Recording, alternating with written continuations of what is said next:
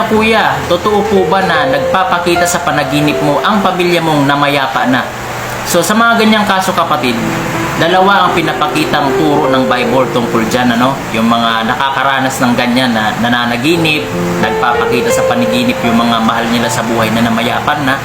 Ang una, ang panaginip, kapatid, pag binasa natin yung Mga Ngaral chapter 5 verse 3, ang bunga ng panaginip natin minsan ay dahil sa mga marami nating alalahanin sa buhay. Kaya tayo nananaginip ng kung ano-anong mga bagay. At kaya mo sila napapanaginipan dahil nga sa sobrang mismo na sila. Sobrang hindi mo makalimutan, hindi mo matanggap na wala na sila. Yun ang nagiging bunga ayon sa Mga Ngaral chapter 5 verse 3. Okay?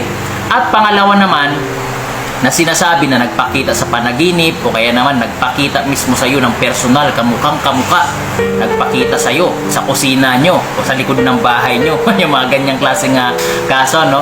So yun naman po ay tinatawag na demonic disguise. Yun po ay gawain ng dyablo. Pag binasa natin yung ikalawang Korinto chapter 11 verse 14, sabi dito na huwag kayong magtaka sapagkat maging si Satanas ay kayang mag-anyong liwanag sa karamihan. So yun po ay demonic disguise ni Satan na nagpapakita sa inyo ng personal, nagpakita sa kusina, sa likod ng bahay, no? Nagpakita sa panaginip, no? Sinigawang ka o kaya sinitsit ka, okay, ng hugas ng plato, mga ganong klase mga experience ng iba, no? So yun po ay gawain ni Satan.